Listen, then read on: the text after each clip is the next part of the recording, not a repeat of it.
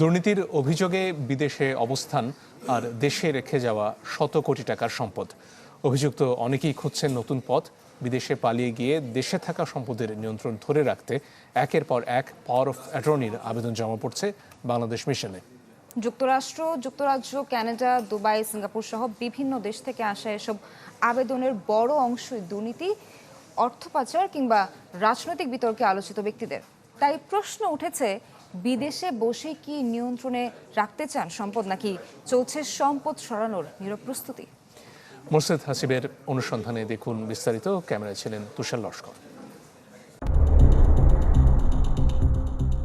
আলোচিত ছাগল কাণ্ডে সামনে আসে বিতর্কিত রাজস্ব কর্মকর্তা মতিউর রহমানের নাম। 15 লাখ টাকার ছাগল কেনায় সামাজিক মাধ্যমে ব্যাপক আলোচনার পর শুরু হয় তার সম্পদ ও জীবনযাপন নিয়ে প্রশ্ন। দুর্নীতির অভিযোগে গ্রেপ্তার হয়ে বর্তমানে কারাগারে আছেন তিনি। তবে এবার নতুন করে আলোচনায় এসেছে মতিউর রহমানের পরিবারের সম্পদ ব্যবস্থাপনার তৎপরতা।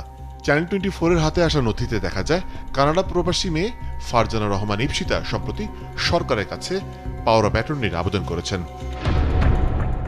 নথি অনুযায়ী 2024 সালে ব্যক্তিগত কারণ দেখিয়ে একটি বেসরকারি প্রতিষ্ঠানের পরিচালক পদ থেকে সরে দাঁড়ানোর আবেদন করা হয়। পরে সেই আবেদনে ত্রুটি থাকায় চলতি বছর 10 মে নতুন করে আবেদন করা হয়। বিষয়টি সত্যতা নাম প্রকাশে অনিচ্ছুক প্রতিষ্ঠানটির এক ঊর্ধ্বতন কর্মকর্তা নিশ্চিত করেছেন। যেটা আরজেসিতে জমা দেওয়া আছে আরো 2 বছর আগে, কোর্ট করতে পারেন, কোনো অসুবিধা নেই। পাওয়ার অফ অ্যাটর্নি এটা লিগ্যাল প্রসিডিউর সিস্টেমে আসতেছে বা সিস্টেমে যাচ্ছে, সেটা কোনো কথা বলতেছে। প্রতিষ্ঠান নিয়ে নিউজ হলে আমাদের একটা অসুবিধা হয় আর কি। আমরা আসলে অনেক কষ্ট করে তো গোছাই নিচ্ছিলাম আর কি। শুধু মতিউর রহমানের পরিবারই নয়, চলতি মাসে যুক্তরাষ্ট্রের নিউ ইয়র্ক মিশনে একই ধরনের আবেদন করেছেন বহুল আলোচিত সাবেক পুলিশ কর্মকর্তা ও শেখ হাসিনার আস্থাভাজন আব্দুল কাহার আখন্দ। 15 আগস্টের হত্যা মামলা, 21 আগস্টের গ্রেনেড হামলা ও বিডিআর বিদ্রোহ মামলার তদন্ত কর্মকর্তা আব্দুল কাহার আখন্দ দেশ থেকে পালিয়ে গিয়ে এই আবেদন করেন। তার আইনজীবী আবেদনের তথ্যটি প্রথমে নিশ্চিত করলেও পরে খুদে বার্তায় জানায় তিনি এ বিষয়ে কথা বলতে অপারগ। গেল বছরের অগাস্ট মাসের মাঝামাঝি পররাষ্ট্র মন্ত্রণালয় থেকে বিদেশে বাংলাদেশের বিভিন্ন হাইকমিশন, দূতাবাস এবং কনসুলেট জেনারেলকে একটি বিজ্ঞপ্তি বা নোটিশ পাঠানো হয়, যেখানে বলা হয় পাওয়ার অফ অ্যাটর্নি যেন ইস্যু না করা হয়। যার কারণ হিসেবে উল্লেখ করা হয়েছে বিদেশে পালিয়ে থাকা বিভিন্ন মামলায় অভিযুক্ত যাদের বিরুদ্ধে অর্থ মামলা থাকতে পারে কিংবা রাজনৈতিক মামলা থাকতে পারে, তারা নিজের সম্পদ হাতে নেওয়ার চেষ্টা করছে কিংবা মালিকানা বদলানোর চেষ্টা করছে। বিদেশে অবস্থান করে সম্পদের নিয়ন্ত্রণ ধরে রাখতে ওয়াশিংটন ডিসিতে পাওয়ার অফ অ্যাটর্নির আবেদন করেছেন আওয়ামী লীগের শাসনামলে হঠাৎ প্রভাবশালী বনে যাওয়া ব্যবসায়ী নাফিস শারাফাত ও তার পরিবারের সদস্যরা। তার বিরুদ্ধে দেশে রয়েছে 1613 কোটি টাকা পাচারের মামলা। এ বিষয়ে মুঠোফোনে একাধিকবার যোগাযোগ করা হলেও সাড়া মেলেনি তার। সিঙ্গাপুর থেকেও এসেছে একাধিক আবেদন। এর মধ্যে রয়েছে শেখ হাসিনা পরিবারের ঘনিষ্ঠ হিসেবে পরিচিত সামিট গ্রুপের চেয়ারম্যান আজিজ খান ও তার পরিবারের সদস্যদের নাম। আবেদনে তারা নিজেদের সিঙ্গাপুরের পাসপোর্টধারী হিসেবে পরিচয় দিয়েছেন। বাংলাদেশে তাদের বিরুদ্ধে রয়েছে অর্থ পাচারের অভিযোগ, যা অনুসন্ধান করছে দুদক। যোগাযোগ করা হলে আজিজ খানের সিঙ্গাপুর অফিস থেকে জানানো হয় তিনি অফিসে নেই। পরে ইমেলে দেওয়ার কথা বললেও প্রতিবেদনটি সম্প্রচারের আগ মুহূর্ত পর্যন্ত আসেনি জবাব। Because there's nobody in the office for me to transfer to right now. Yeah. আর তার বড় ভাই ফরিদ খানের সাথে যোগাযোগ করা হলে পাওয়ার অফ অ্যাটর্নি আবেদনের কথা নিশ্চিত করেন তিনি। তালিকায় রয়েছে রাজনৈতিক ও সাবেক সামরিক, বেসামরিক কর্মকর্তারাও।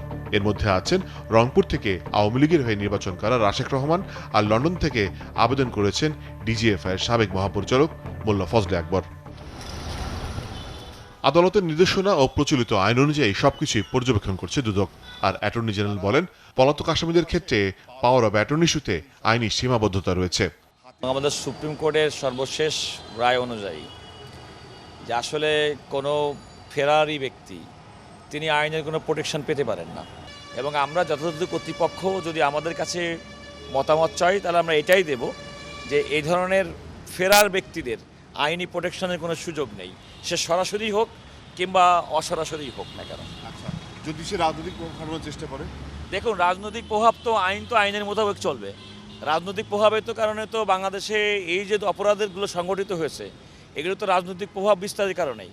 তো আমরা তো নতুন একটা বাংলাদেশ, বিশেষ করে ফেব্রুয়ারি 2026-এর পরে আমরা তো কেউ রাজনৈতিক প্রভাব খাটিয়ে রাষ্ট্রের ক্ষতি করবে, রাষ্ট্রের সম্পত্তি লুট করবে, বিদেশে পাচার করবে এবং বিদেশে পাচার করে পরবর্তীতে একটা সময় গিয়ে সে তার রাষ্ট্রের প্রতি চড়াও হবে, এটা তো মানুষের একটা প্রত্যাশা না। এবং আমাদের অফিসের পক্ষ থেকে সুস্পষ্ট বক্তব্য হচ্ছে, সরকারি যে কোনো সংস্থায় আইনকে তার নিজস্ব গতিতে দিতে হবে। যিনি অপরাধী তার অপরাধের জন্য তার অবশ্যই বিচারের মুখোমুখি হতে হবে। তিনি যেন কোনোভাবে আইনের অনুকম্পা যেন টেকনিক্যালিটি যেন না পায় সেটাও। তবে একথাও সত্যি, প্রত্যেকটা মানুষের আইন প্রাপ্তির অধিকার আছে, তবে সেটাও ন্যায়ানুগ হতে হবে। দুর্নীতি দমন কমিশন আইন 2004-এর অধীনে যখন দুর্নীতি দমন কমিশনে কোনো অভিযোগ সংশ্লিষ্ট ব্যক্তির বা প্রতিষ্ঠানের সম্পদ বিজ্ঞ আদালতের মাধ্যমে অবরুদ্ধ বা ফ্রিজ বা অ্যাটাচমেন্ট করা হয়, সেটা পরবর্তীতে বিজ্ঞ আদালতের পরবর্তী নির্দেশনার আগ পর্যন্ত আসলে এ ধরনের কোনো সুযোগ নেই। বিশ্লেষকরা বলছেন, বিদেশে অবস্থান করলেও দেশে থাকা সম্পদ ব্যবস্থাপনা, মামলা পরিচালনা কিংবা ব্যবসায়িক কার্যক্রম সচল রাখতেই সাধারণত পাওয়ার অফ অ্যাটর্নি ব্যবহার করা হয়। তবে দুর্নীতি বা অর্থ পাচারের অভিযোগে অভিযুক্ত ব্যক্তিদের ক্ষেত্রে এসব নতুন করে প্রশ্ন তৈরি করছে। যাদের বিরুদ্ধে মামলা বা তদন্ত অভিযোগও আছে, এমনকি বিদেশে যাওয়ার আগে দেশে অনিয়ম, দুর্নীতি, অনাচার, এমনকি অনেকের ক্ষেত্রে যদি কি বলবো যে অন্য মানবাধিকার লঙ্ঘনের অপরাধের অভিযোগে অভিযুক্ত থাকেন, তাহলে তাদের ব্যক্তি বা প্রতিষ্ঠান বা তাদের সাথে সংশ্লিষ্ট যাদের সংশ্লিষ্ট প্রতিষ্ঠানের মালিকানা আছে, তাদের কারো পক্ষে এই ধরনের আবেদন কিন্তু বর্তমান সরকারের পক্ষে গ্রহণ করা বা বিমানকে বিবেচনা করা আমি মনে করি যে অযৌক্তিক এবং নৈতিকভাবেও এবং আইনগতভাবে এটির কোনো সম্ভাবনা নেই। এ বিষয়ে জিরো টলারেন্সের কথা জানালেন পররাষ্ট্র প্রতিমন্ত্রী। বিদেশে বসে যারাই চেষ্টা করুক না কেন বা দূতাবাসের সাথে যোগাযোগ করার চেষ্টা করুক না কেন, আমাদের সরকার থেকে আমাদের জিরো টলারেন্সে আমরা আছি, কোনোভাবেই এটা করে কেউ ছাড় পাবে না। কারণ যারা দেশের থেকে টাকা নিয়ে গেছে, প্রথম কথা তারা দেশের শত্রু, জনগণের শত্রু, এবং তাদের এই টাকাগুলা পুনরুদ্ধার করে দেশের কাজে লাগানোটাই এখন বর্তমান জাতীয়তাবাদী দলের সরকারের ফার্স্ট প্রায়োরিটি। কোনো দূতাবাসী পাওয়ার অফ অ্যাটর্নি গ্র্যান্ট করা সম্ভব না without the knowledge of the government and without the knowledge of the foreign ministry. তো দূতাবাসে যদি কেউ সিক করো এই ধরনের কোনো সুবিধা, সেটা আমাদের মাধ্যমেই যাবে এবং আমরা এটা জিরো টলারেন্সে আছি, কথা খুবই পরিষ্কার। বিদেশে বসে সম্পদ ব্যবস্থাপনার এই আবেদনগুলো এখন নতুন করে আলোচনায় এনেছে আইনি প্রক্রিয়া, সম্পদের নিয়ন্ত্রণ এবং জবাবদিহির প্রশ্ন।